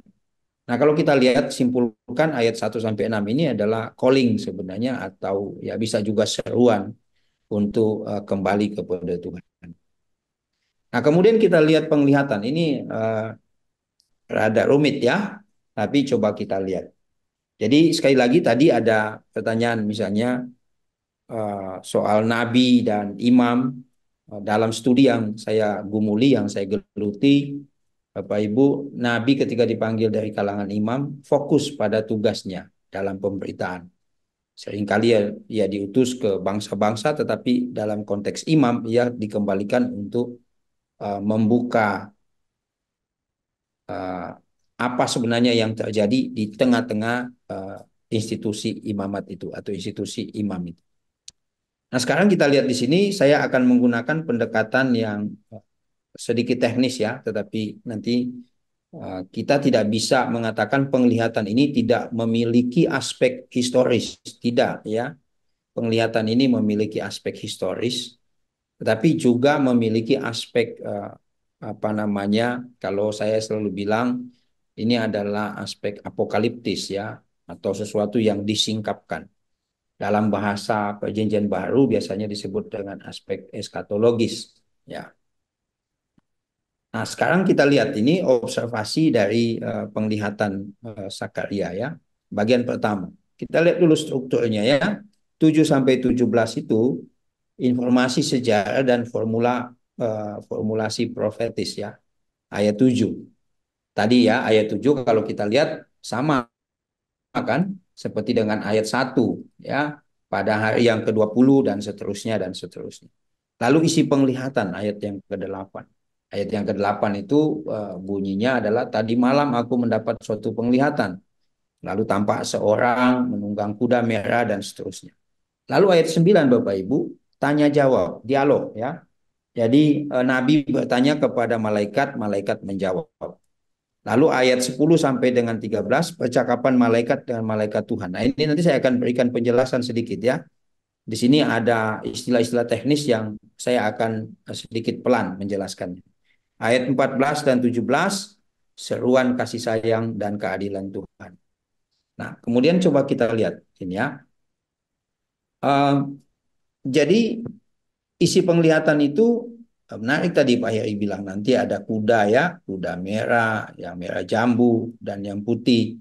Ya memang di dalam terjemahan bahasa Yunani Septuaginta ada yang menjadi kuning, ada yang menjadi hitam ya, terjemahannya berbeda-beda. Nah, lalu ada pertanyaan tentang pohon murad tadi. Nah, itu nanti akan saya juga singgung ya. Tapi kita lihat dulu polanya. Jadi polanya Bapak Ibu kalau kita lihat pola penglihatan itu menurut saya kita tidak usah capek-capek atau ya berlelah-lelah misalnya ya untuk mencari arti penglihatan. Kenapa? Karena Nabi bertanya, malaikat menjawab, kan begitu. Itu sama juga dengan perumpamaan. Ada perumpamaan yang sebenarnya murid-murid itu bisa ngerti. Yesus sendiri, Tuhan Yesus sendiri juga menjelaskan perumpamaan itu ini. Jadi saya lihat polanya nyaris sama. Tapi kalau di sini kita lihat Nabi bertanya, malaikat menjawab. Oke, nah kita lihat di sini. Nah, coba kita simak dulu satu-satu ya pertanyaan apa Sakaria di sini. Apakah arti semuanya ini ya Tuanku? Tentu menjawab keseluruhan dari penglihatan tadi. Bapak Ibu, saya coba fokus pada pertanyaannya. Apa arti semuanya ini? Jadi tidak parsial pertanyaannya. Kuda itu artinya apa? Tapi ia menggambarkan apa arti semuanya ini. Ya, artinya begini, tidak spesifik dia melontarkan pertanyaan tentang siapakah penunggang kuda merah, merah jambu dan putih. Ini saya menulis ini tidak ada telepon-teleponan dengan Pak Heri ya. Jadi tidak ada kontak-kontakan sebelumnya. Ya, memang saya mencoba menyiapkannya sedikit detail teknis begitu ya. Kemudian kalau kita lihat di sana eh, malaikat yang berbicara kemudian di dalam ayat yang ke-9 ya, kalau kita lihat ayat yang ke-9, maka aku bertanya apa itu semuanya ini Tuanku? Lalu malaikat. Nah, malaikat itu menunjuk pada Tuanku tadi ya. Malaikat menjawab pertanyaan Sakaria dengan cara menunjukkan apa yang terjadi sebenarnya. Nah, jawaban itulah yang menolong Bapak Ibu dan saya untuk mengidentifikasi siapakah sebenarnya. Nah, itu. Ini kita sudah mau jam 9, saya belum selesai. Ini sampai jam berapa ya? Kita cepat dulu. Sampai jam berapa ini timekeeper nih? 9 ya? Sampai Oke. selesai. Belum mau nggak ada 2. Tapi oke lah, nanti saya kasih Selesaikan cepat. aja Pak Pendeta. Saya cepatkan ya, saya Iya, cepatkan. baik. Oke. Nah, ini penunggang kuda merah ayat 8. Menariknya di sini apa namanya? Penunggang kuda merah itu tidak disinggung kudanya, tetapi si penunggang ya, seorang yang menunggang kuda merah. Kemudian dia yang berdiri di antara pohon-pohon murad. Nah, kalau pohon murad ini kita baca mesti sesuai konteks ya. Di dalam kitab Yesaya pasal 41, pasal 55 biasanya bicara tentang keadaan damai ya. Pohon-pohon ini memang bicara tentang situasi damai begitu ya. Nah, ini juga ada misalnya Yesus yang masuk Yerusalem, kemudian atau pondok daun ya. Itu juga menggunakan konon menggunakan pohon ini. Tapi saya coba menyinggung sedikit soal orang ya, ini fokus saya, orang yang menunggang kuda merah. Lalu ayat 10 itu, orang yang menunggang kuda merah itu ternyata berdiri di antara pohon-pohon. Itu menunjuk kepada dia itu, dia yang sedang berdiri. Jadi seorang, dia, kemudian orang itu sama sebenarnya ya, yang berdiri di antara pohon murad. Jadi ini adalah tokoh yang sama. Oke, kemudian kalau kita lihat di dalam ayat yang ke-10 Bapak Ibu, kita lihat ya ayat yang ke-10 supaya kita tidak bingung. Ada kata mereka di sana, kata ganti orang 3 jamak mereka. Siapa mereka itu? Nah, ini yang menjawab saya kira apa yang ditanyakan oleh Pak Heri tadi. Misalnya Pak Heri tadi menanyakan kuda-kuda itu ya. Tapi yang menjadi fokus sebenarnya apakah memang animalsnya atau binatangnya, kudanya, horsesnya. Yang red lah, yang apalah begitu ya, yang white. Namun di sini sebenarnya langsung kepada si penunggang itu. Jadi memang kuda-kuda banyak ya, susim dalam bahasa Ibrani. Tetapi susim itu kalau di dalam konteks tertentu melambangkan misalnya kekuatan militer misalnya kalau dikaitkan dengan Mesir ya. Tapi di sini langsung kepada kata ganti orang yaitu mereka. Nah, kalau begitu kita merujuk pembandingnya sama dengan orang yang menunggang kuda merah tadi. Maka mereka di sini adalah si penunggang kuda itu, ya, penunggang kuda-kuda itu. Oke, kemudian kita lihat mereka itu adalah yang diutus, utusan Tuhan, ya, diutus Tuhan. Artinya kuda-kuda merah terlepas dari yang satu, yang tokoh tadi, orang tadi atau malaikat Tuhan nanti itu ya kita bisa lihat dalam berikut. Yang lain itu adalah utusan Tuhan, ya, utusan Tuhan. Mereka lah yang kemudian menjelajahi bumi. Nah, ini ada istilah nanti menjelajahi bumi di sini. Oke, sekarang kita lihat ayat 11. Saya akan mengerucut pada orang tadi, kemudian malaikat Tuhan ya. Ayat 11 itu mempertegas siapa orang yang berdiri di antara pohon-pohon murad itu, yakni malaikat Tuhan. Ya, dalam bahasa Ibrani, Malak Adonai atau Malak Yahweh, harus dibaca Adonai ya. Pak Saud ini biasanya sudah tahu ini. Enggak boleh, orang Yahudi enggak boleh sebut Yahweh ya, harus baca Adonai. Nah, di sini Bapak Ibu ayat 11, malaikat Tuhan mendapatkan laporan dari utusan-utusan Tuhan. Coba lihat ayat 11 itu, malaikat Tuhan yang berdiri di sana, di antara pohon murad itu, berbicaralah mereka ya, katanya kami telah menjelajahi bumi.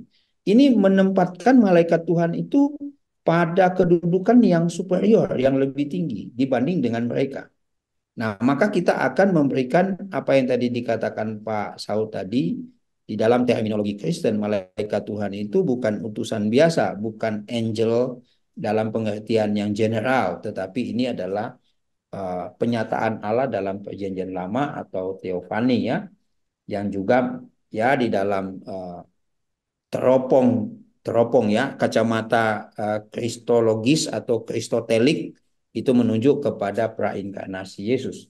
Nah, sekarang kita lihat di sini kedudukan malaikat Tuhan ini lebih tinggi ya, yang memperkenalkan. Kalau kita lihat ayat 10, Bapak Ibu lihat ayat 10 sambil lihat Alkitabnya ya.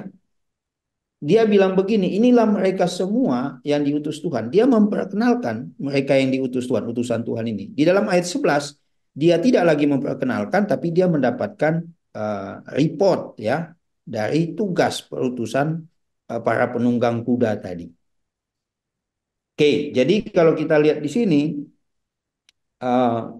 mengenai tugas pasal 10, pasal 1 ayat 10 sampai 11, mengenai tugas utusan Tuhan menjelajahi bumi, dan bagaimana mereka mendapati seluruh bumi itu tenang dan damai. Tadi udah disinggung Pamela, disinggung Bulu Mongga. Sebenarnya ini menunjuk pada ayat 15 Bapak Ibu, di mana gambaran tenang dan damai itu ialah sikap bangsa-bangsa yang merasa bahwa mereka tidak tersentuh dan aman, sekalipun mereka melakukan kejahatan atas Yerusalem dan Sion. Jadi mereka ya fine-fine aja. Ya, mereka merasa tidak ada yang touch mereka atau menyentuh mereka, tidak ada yang mengganggu mereka, kejahatan mereka bertambah, is okay ya. Tapi kemudian di dalam ayat yang ke-11, 12 baru itu ya. Nah, kita lihat di sana malaikat Tuhan memohon kasih sayang. Dalam bahasa Ibrani raham, raham itu di dalam bahasa yang apa ya, arkaik, bahasa Indonesia arkaik itu ejaan lama. Biasa kami kalau di kampung itu doanya itu adalah muhalis, atau Allah kami yang rahmani dan rahimi ya. Rahim itu berasal dari kata raham. Sebenarnya itu bicara tentang cinta kasih seorang ibu kepada janin yang dikandungnya. Jadi itu juga menunjukkan kasih sayang ya. Tuhan memiliki kasih sayang yang luar biasa kepada Yerusalem dan Yehuda yang telah 70 tahun lamanya dimurkai. Saya ke 70 tahun itu. Angka 70 tahun itu dapat dari mana? Kalau kita mau hitung dari pembuangan 587 atau 586 kurang 70, maka jatuhnya pada 517. Tapi sebenarnya dihitung di sini itu pada mulainya muncul kerajaan apa? Kerajaan Babel sebagai penguasa. Nah, munculnya kerajaan Babel itu mulai dia sebagai penguasa itu Bapak Ibu pada tahun 597 ya. Jadi kalau dihitung tetap dia ke 527, makin ke sini mulai ada nabi atau mereka yang ada di pembuangan, kemudian sampailah kepada Hagai dan Sakaria ya. Tetapi 70 tahun itu juga bisa bicara tentang apa itu kerajaannya, kekuasaan kerajaan Babel, tapi juga bisa bicara tentang rentang waktu kehidupan ya. Seringkali kita lihat ya, misalnya di dalam Kejadian 5, 12, 11, 26, bahkan yang paling paling apa ya kuat itu Mazmur 90 ayat 10. Masa hidup kami 70 tahun, dan jika kami kuat 80 tahun, dan kebanggaannya adalah kesukaran dan penderitaan. Sebab berlalunya buru-buru dan kami melayang lenyap. Jadi ini adalah sebuah spend time ya, waktu yang rentang masa bagaimana kemudian mereka uh, mengalami penganiayaan itu. Ada yang mengatakan sudah komplit, sudah utuh ya, sudah sempurnalah penderitaan mereka itu. Oke, ayat 16 saya kira ini bicara tentang pemulihan Yerusalem dan rumah Tuhan. Pertanyaan tadi Pak Heri, sebelum kita lihat ini, ternyata memang fokus Sakaria juga adalah tentang rumah Tuhan ya, pemulihan bait Allah, karena dia berasal dari keturunan imam ya, dari Lewi. Maka dia dipanggil oleh Tuhan menjadi nabi. Tidak ada seorang pun yang bisa menolak kalau Tuhan panggil jadi nabi. Maka Tuhan kembalikan dia untuk bernubuat atau menyampaikan perkataan Tuhan kepada institusi imamat itu. Nah, soal tali pengukur itu memang nanti Pak Saud tadi sudah singgung di Wahyu. Tapi di dalam konteks ini sebenarnya adalah tali yang digunakan melambangkan atau menyimbolkan pengukuran tembok ya, tembok Yerusalem. Jadi tidak mengukur bait Allah tetapi mengukur tembok Yerusalem. Kalau kita misalnya ingat mengukur tembok Yerusalem atau membangun itu, maka hubungannya dengan kitab Nehemia. Karena kitab Nehemia itu menceritakan tentang pembangunan tembok Yerusalem. Esra pasal 6 baru menceritakan tentang pembangunan bait Allah dan Hagai ya. Jadi itu kira-kira ya kalau kita lihat di sini, maka kita bisa lihat ini saya coba gambarkan ini malaikat Tuhan tadi ya sudah. Bapak Ibu, ini gambaran saya sedikit ringkas saja ya. Nah, berbeda dengan oknum malaikat yang berbicara dengan Sakaria. Memang Bapak Ibu, Nabi adalah utusan Tuhan, Sakaria adalah utusan Tuhan, malaikat di sini utusan Tuhan, penunggang-penunggang kuda utusan Tuhan, termasuk Malak Adonai atau malaikat Tuhan di sini yang dalam terminologi, dalam pokok teologi Kristen itu adalah teofani, adalah praeksistensi Yesus. Itu juga bicara tentang apa namanya utusan juga, tetapi di dalam pengertian yang berbeda ya. Dia adalah Allah yang menyatakan dirinya di dalam perjanjian lama. Nah, nanti kita bisa lihat ya di dalam penggunaan itu. Oke. Nah, ini sudah tadi, ini juga sudah. Nah, seluruh bangsa-bangsa tadi, ini yang dikontraskan dengan Yehuda ya, Bapak Ibu. Bangsa-bangsa aman, Yerusalem tidak aman. Aman karena mereka menjajah Yerusalem yang kesakitan selama hampir 70 tahun atau 70 tahun itu. Oke. Nah, ini sedikit overview atau gambarannya ringkas. Saya coba ayat 11, ayat 12, 14, 15, 16, 17. Nah, jadi di sini kalau kita lihat jelajahi seluruh bumi, kemudian Tuhan tidak menyayangi Yehuda dan Yerusalem.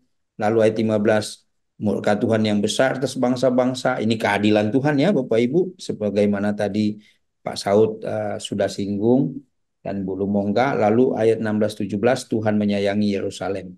Jadi tenang, merasa tenang, Yerusalem berada dalam keadaan yang sukar, kemudian Tuhan berbelas kasih, lalu Tuhan menyayangi. Itu dalam ayat 16-17. Artinya 16-17 itu adalah berita tentang pemulihan Israel.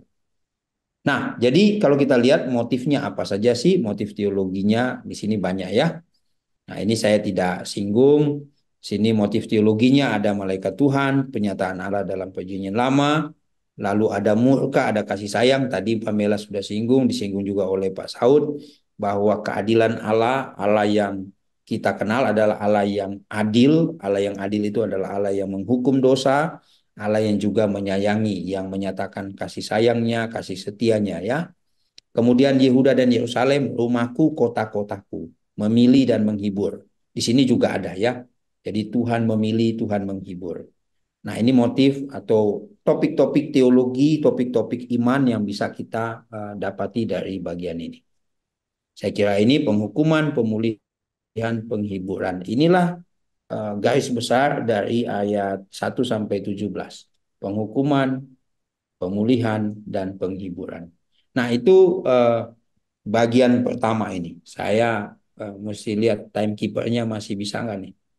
Masih bisakah Bapak Ibu? Satu, terakhir, supaya tidak tanggung. Bagaimana? Silahkan Saya kembalikan dulu. Kalau Pak Pendeta. misalnya sudah waktunya, saya akan berhenti. Silahkan Pak Pendeta. jika Oke, hanya satu lagi ada. masih Satu lagi. Ini komplit. Saya karena ngajar ini sampai penglihatan kelima sudah saya buat bahannya. Jadi ini komplit, pelit ya gitu ya, bukan komplit pelit gitu. Oke. Nah, Sakaria kemudian lagi nih ya. Nah, ini kita lihat observasi lagi Bapak Ibu, saya biasa mengajar begini, detail penglihatan kemudian Nabi Sakaria. Lalu di sini kita lihat juga misalnya apa yang dilihat di dalam bagian kedua. Sebenarnya kalau kita lihat ya komposisinya 1 sampai 21 ini itu bisa dibagi dua saja. 1 sampai 6, 7 sampai 21. Tapi karena ada penglihatan dua maka dibagi menjadi tiga. Itu alasan perikop dibagi tiga misalnya oleh LAI misalnya ya. Tetapi isi dari penglihatan kedua ini aku melayangkan mataku nyaris sama sebenarnya dengan ayat yang ke-8 gitu ya. Dan melihat tampak 4 tanduk. Ya, kemudian Tuhan memperlihatkan, ini saya skip lagi, saya potong ayat 20. Tuhan memperlihatkan kepadaku 4 tukang besi. Nah, 4 tanduk, 4 tukang besi. Polanya sama ya Bapak Ibu ya, penglihatan Nabi, tanya malaikat, arti penglihatan, itu juga sama. Hanya ada beberapa bagian nanti di dalam penglihatan-penglihatan berikut, pola ini tidak terdeteksi. Ya, pola ini tidak deteksi. Tapi di 2 penglihatan ini, atau mungkin 3 penglihatan awal, itu ada pola yang sama. Ya, ada penglihatan, tanya malaikat, lalu arti penglihatan. Jadi sebenarnya kita di apa ya tidak diberikan kebimbangan, tinggal kita fokus kepada apa arti penglihatan itu saja. Nah, tentu ini mengingatkan kita ya ke pembacaan ke dalam kitab Daniel. Karena itu memang ketika kita membaca Sakaria, Yeskiel, Daniel, kemudian kita membaca kitab-kitab yang lain misalnya mengandung penglihatan ya, visi, Amos sebagian, maka kita selalu berpikir bahwa kitab ini adalah kitab apokaliptik, mengungkapkan rahasia-rahasia ya. Nah, di sini kalau kita lihat strukturnya, Bapak Ibu, saya kira tidak susah ya untuk melihat strukturnya. Saya sudah kasih gambaran sini, 1, 18, 19, 20, 21. Artinya dibagi 2. Ini memudahkan studi ya. Nah, apakah ini kelanjutan? Karena tidak ada detail kapan penglihatan itu terjadi. Ya, kemungkinan bahwa ini, kalau di dalam penglihatan pertama kan pada bulan ke-8, tahun kedua Darius, tapi di dalam penglihatan ini tidak ada singgungan itu ya, data historis itu enggak ada. Lalu motif yang sama ya, invasi atas Yehuda dan Israel. Ini 2 bagian. Lalu di mana kita bisa melihat dimensi historisnya?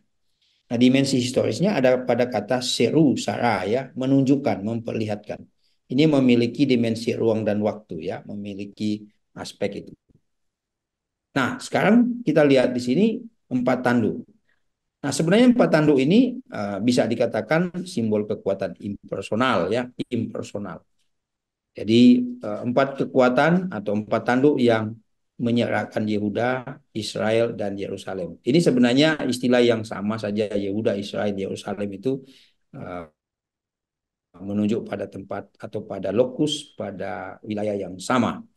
Oke, sekarang kita lihat sini tanduk keren dalam bahasa Ibrani atau tunggal, kranot dalam bahasa jamak ya, bentuk jamak. Nah, ini sebenarnya secara figuratif menyimbolkan gagasan kekuatan. Nah, ada perbincangan tentang tanduk itu kalau kita lihat misalnya di dunia kuno, di dunia Alkitab atau di dunia di Mesopotamia, Pak Saud nanti bisa kasih resources banyak. Biasanya raja-raja itu pakai apa ya, pakai pelindung kepala dengan tanduk begitu ya, pakai topi baja dengan tanduk. Sebenarnya itu menyimbolkan memberikan sebuah apa ya informasi atau menunjukkanlah kepada dunia, kepada orang banyak bahwa aku memiliki kekuatan. Raja itu memiliki kekuatan divine power ya, memiliki kekuatan ilahi. Nah, itu muncul di dalam Perjanjian Lama ya. Di dunia kuno itu bahkan di Perjanjian Lama juga muncul. Bahkan gambaran ikonografik ini ya tentang para dewa dan raja-raja yang mengenakan tadi itu sudah sangat jelas menunjukkan tentang ekspresi kekuasaan atau kekuatan tertinggi yang mereka miliki. Jadi ini memang luar biasa ya. Lalu kata menyerahkan di sini ada kata seru ya, berperan penting untuk mengidentifikasi kekuatan mana saja yang telah menyerahkan Yehuda, Israel, dan Yerusalem. Nanti saya akan singgung sedikit ya. Nah, di sini penyebutan Yehuda, Israel, Yerusalem, Yehuda, Israel Selatan, Yerusalem, identitas kebangsaan sebelum terpecah ya. Karena itu menjadi Israel Raya ya. Lalu Yerusalem hanya menunjuk pada kota di mana berdiri Bait Allah. Bisa juga membaca Ulangan pasal 12 ya soal itu. 4 tukang besi, nanti saya akan singgung ya siapa yang raja itu. Ini juga kekuatan impersonal. Nah, sebenarnya ada yang mengatakan bahwa 4 kekuatan ini menajamkan besi pertama, begitu ya, tapi tidak terlalu plausible, tidak terlalu meyakinkan. Tapi menurut saya justru ini replace ya, mengganti 4 tanduk tadi. Nah, di sini tukang besi Haras disamakan 4 tanduk ya, menyerahkan Yehuda 4 tanduk tadi ya. Menurut 1 Samuel 13 5-19 di seluruh negeri Israel tidak terdapat tukang besi. Namun seiring dengan perkembangan di Israel Selatan kemudian terdapat para tukang besi yang diangkut oleh Raja Babel bersama dengan Yoyakim. Nah, 4 tukang besi ini secara simbolik berfungsi tidak lebih kurang sebagai alat di tangan Tuhan seperti 4 tanduk pertama yang akan menghancurkan kerajaan sebelumnya yang menginvasi Israel itu sebagai gambaran keadilan Allah. Nah, saya coba lihat ya 4 kekuatan yang menyerahkan Yehuda.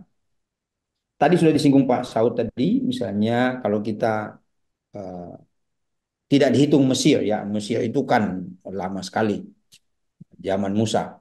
Tapi mulai dari Asyur ya, Asyur kemudian Babel, kemudian Persia, lalu Persia menjadi media Persia, begitu ya. Kemudian Yunani. Nah, pertanyaannya di sini apakah memang Persia termasuk dari 4 tanduk tadi? Ya, karena sebenarnya kalau kita lihat yang 4 tanduk, 3 tanduk ini kalau kita lihat ya, Asyur itu benar menginvasi. Babel apalagi. Tapi Persia ini kan kebagian ringan saja. Dia cuma menginvasi Babel saja, tidak menginvasi Yehuda.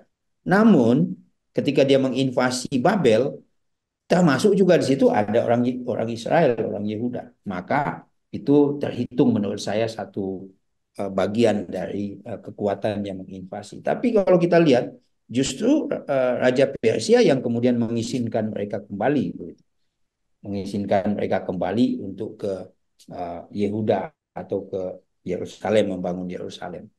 Nah, kemudian 4 tanduk berikutnya menurut saya memang ada nanti misalnya Mesir, kemudian setelah Mesir itu masih ada Yunani, lalu Mesir masih ada 2 kelompok kerajaan kecil yang terpecah sebenarnya ya. Ada Seleukus dan Ptolemeus ya. Itu 2 kekuatan tidak signifikan sebenarnya, tapi masih dianggap cukup mengganggu ya. Kemudian Romawi ya. Jadi 4 itu. Namun sebenarnya yang paling kuat itu adalah Yunani dan Romawi. Nah, 2 ini yang kemudian juga menginvasi ya atau menaklukkan sampai kemudian pada zaman Yesus kan kerajaan Romawi itu mulai kira-kira tahun 1185-an lah ya. Kalau Mesir kan 300-an, 333 atau 332, almost ya, kurang lebih di situ. Nah, jadi kita lihat bahwa memang kekuatan ini baik 4 tanduk dan 4 tukang besi ini semua punya punya gambaran yang tadi yang kita diskusikan tentang keadilan Allah. Bagaimana Allah berdaulat, itu pertama ya. Allah adalah Allah yang berdaulat, Allah yang kemudian menegakkan keadilannya dan menghukum umatnya dengan keadilan yang dimilikinya. Tapi juga sekaligus ia menyatakan kasih sayangnya membawa kembali umat itu ke Yerusalem dan memulihkan Yerusalem.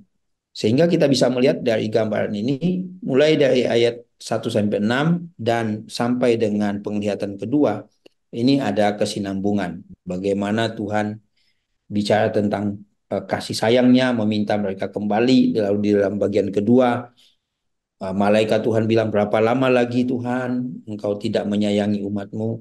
Dan bagian ketiga ini, bagaimana Tuhan juga masih menyatakan kedaulatannya, kemudian membawa Israel pulih. Ya, saya kira kita juga hidup di dalam kasih sayang Tuhan, di dalam keadilan Tuhan. Ya, tentu kita tidak seperti zaman perjanjian lama bahwa penghukuman itu bisa terjadi kapan saja. Kan kita menunggu eskatologi, ada penghukuman besar, ada penghakiman besar. Sekarang boleh orang hidup dalam dosa, senangan dunia, tapi ada penghakiman besar di mana menanti setiap orang mempertanggungjawabkan akan perbuatannya dan hidupnya. Saya kira itu dari saya, Bapak Ibu. Mohon maaf terlalu panjang, tapi saya harap ini bisa uh, membuat kita apa atau bisa memperkaya wawasan Bapak Ibu. Nanti saya kirim materinya ya Bapak Ibu. Demikian saya kembalikan ke Pak Saud.